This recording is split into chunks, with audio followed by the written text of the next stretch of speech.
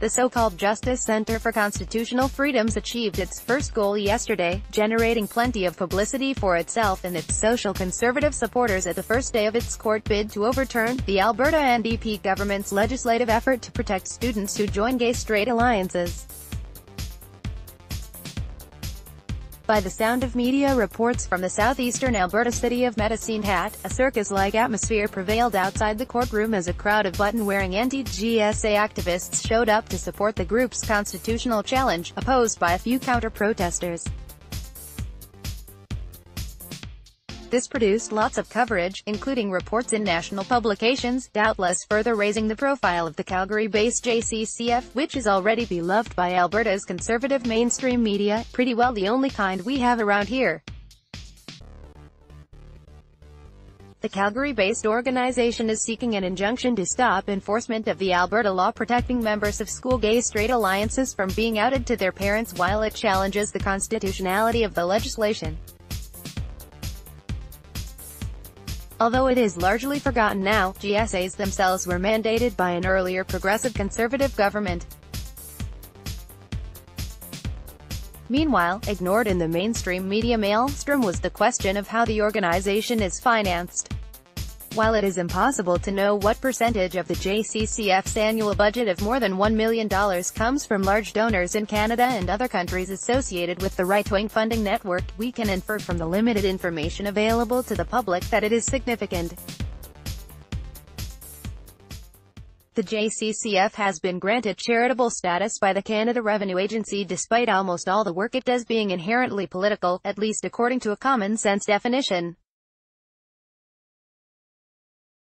So some information is available from the CRA. More hints can be found on the group's own website, and elsewhere on the internet.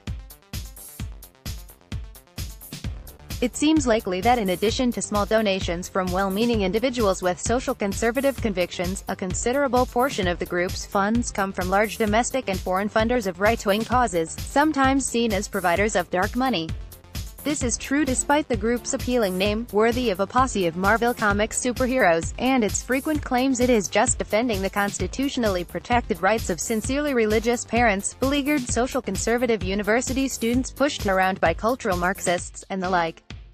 But never pro-Palestinian campus activists, when efforts are made to shut them up. Oddly enough, in its 2016 annual report published on the JCCF website and the most recent available there, a letter from President John Carpe and Board Chair Daniel Mole states the organization is now supported by 2,500 donors from across Canada, in a section of the website entitled Donor Recognition. However, the JCCF also says it has received generous support from the Araya Foundation, the lot. All donations are confidential, this section adds, and donors are only acknowledged with permission. The Araya Foundation is in turn associated with the charitable foundation run by the family of Peter Monk, founder of Barrick Gold, who died earlier this year. In addition to charitable donations to universities and medical facilities, the family is known for its support of such right-wing entities as the Vancouver-based Fraser Institute. The Hecht and Donner Foundations are also Fraser Institute supporters. An informative piece on the JCCF published by the North 99 website also notes that the Washington-based Atlas Network, a worldwide conduit for right-wing cash, features the JCCF on the list of Canadian organizations it supports. Other groups supported by the generosity of Atlas who didn't shrug, I guess, include Preston Manning's eponymous Manning Centre and the Canadian Taxpayers Federation, CTF. CTF President and CEO Troy Lanigan, in turn, is listed as an advisor to the JCCF on the latter group's website. Asked why the CTF would support the JCCF, he responded, in part, well, we support free association and free speech and we're happy to stand with John on that. Carpe, of course, is also a former official of the CTF. Lanigan added, rather testily, I thought, if your ilk had their way, myself and most fellow travelers would be caged in re-education camps. Well, hyperbole is nothing to these people. Jason Kenney, himself a former CTF president, once compared Carpe to Martin Luther King. Seriously. I'm not making that up. According to the JCCF's report to the Canada Revenue Agency for the 2016 calendar year, the group's revenue of $1,008,807 was sourced 14% from other charities, and included donations in excess of $10,000 from donors with no legal connection to Canada. In other words, foreigners. That would, presumably, include the Atlas Network's contribution, but perhaps not only the Atlas donation. At any rate, the JCCF did not respond to my query for more information on its foreign sources of funding, testily or otherwise. In its filing to the CRA, the JCCF reported spending only $7,600 on political activities, including advertising, the internet, mail campaigns and targeted contacts.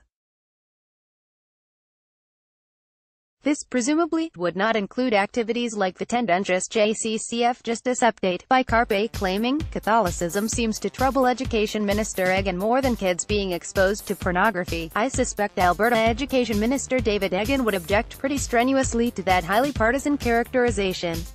If you're wondering about how the group could argue protecting students who are members of GSAs from being outed could endanger them, another JCCF news release offers some insights.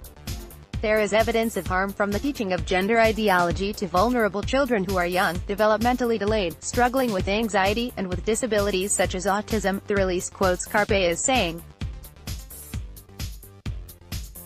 Emphasis added, dismissing inclusive policies as ideological, of course, is a common tactic of right-wing political parties and organizations, often steeped in ideological dogma themselves, as seen in the claim in the group's legal filing that GSAs are ideological sex clubs.